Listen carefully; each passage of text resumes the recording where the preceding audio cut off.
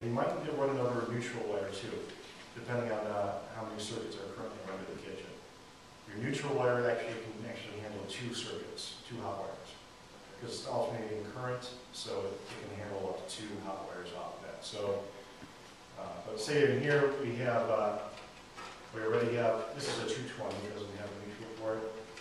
But here we have a black and a blue hot wire on here, and only 1 neutral. So to run another circuit, you need to run a neutral and a hot wire. And we need some pull back to it.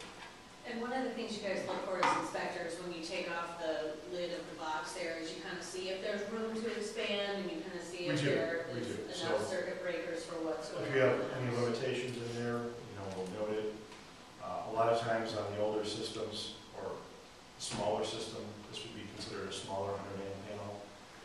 We'll start putting in mini breakers, and you have the manufacturers design them. We don't recommend them just because you start getting a 100-amp panel now with maybe 40 single pole breakers in there. So you start to get to a point where you might be overloading the service that's available. So typically what we look for when we open up a panel, we can see how many breakers the panel is rated for and how many are available. And once we start to see the mini breakers, we're seeing that the panel might be being brought into an area where it wasn't designed to actually handle that power supply. So then if you were to upgrade the system, then you buy a new panel that could say have like 200 amps to it? Well, you get into, 200 amps would be a larger service. Usually 200 amps is now the standard for single family homes, but you'll still see a lot of homes with 100 amp service. So I'm sorry, just to take a step further back. So then the 200 amps comes from the power company into that? So you would hire an electrician now. He would come in, he would replace your electrical box, okay, the exterior box, okay, and the service pump.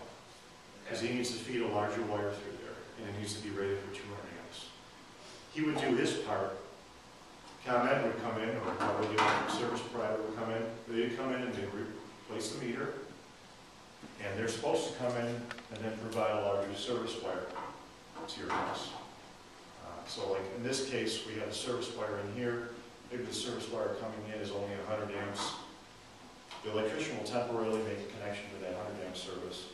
And what usually happens is because that wire has actually a nice exposure on it, it doesn't allow it to heat up like it would inside a pipe or inside an enclosed space. okay. So it's usually fine for a while, but at some point the city or the electric service provider will come in and bring in a larger gauge wire to meet this one. So if this was 200 amp service, we'd be looking at one-off wire, and they would bring in the same gauge wire and they would make their permanent connections. What we're seeing a lot as inspectors is that ComEd is behind on a lot of that because there's so many service upgrades. So we'll see a lot of temporary connections and we'll see smaller gauge wires, and we'll note that. And then we'll make sure that they verify with the electric service provider as to when they're going to upgrade that service. So 200 amps typically runs to a house now, and then it's like 400 amps for their power line.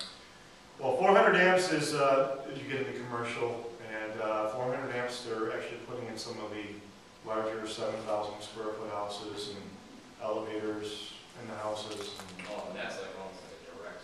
Yeah, so then you're basically looking at the elevators taking up a lot of power. So 200 is typical for a house. Oh yeah, 200 is typical. 100 is good for most houses, but they're allowing basically requiring 200 amps. The need for possible expansion depending on whatever needs people develop later on. So that's what you're looking at with some of the standards that municipalities are applying. So they look at square footage and then they'll say, okay, before you had 60 amps, now I want you to have 100 amps. We look at a house, before we had 100 amps standard, now we want you to have 200 amps. And some of that may be based on square footage. Okay. So the larger the house, the more power it needs. So then the local municipality then dictates how many amps come into your home based on zoning? Yeah. Something like that? Oh yeah, absolutely. If you go into, say, Niles or, and you had a 100 amp service, now they want you to have 200 amp service. So you can't just replace that 100 amp service with a 100 amp service. Okay. They actually, municipalities can actually dictate to you. They can increase the standard based on Chicago can meet national code, or it could be a step below. Maybe they don't want to have building costs as high. Maybe Niles wants to have more single-family homes and they want to reduce a little bit of their costs. There's national standards, and then municipalities can take from those national standards and vary their codes. So some may want to be more stringent in upgrades on rehabs, some may want to be more stringent on new construction, so they'll make certain requirements on that. So say I remodeled my kitchen, and before I had two-prong ungrounded plugs, they're going to make you upgrade all the outlets. Okay.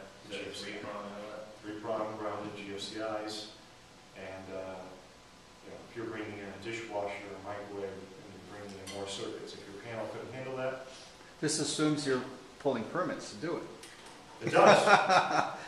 And everybody has an uncle or a brother that does something, so that's what we find too. We find you'll see a lot of the houses when you go into, some of them, grandma's lived there for 40 years, and everything is original. And everything's well taken care of. And sometimes those are better houses than some of the ones that have been rehabbed, because somebody hasn't come in and created a whole bunch of electrical spaghetti, as we call it, which is flexible metal cable, taps, Romex, everything is spread throughout like an octopus up in the attic space. Where then we come in and now you have to hire an electrician to take all that out and repipe that. Whereas, she basically has all the original piping for the conduits, and if you want to add, you can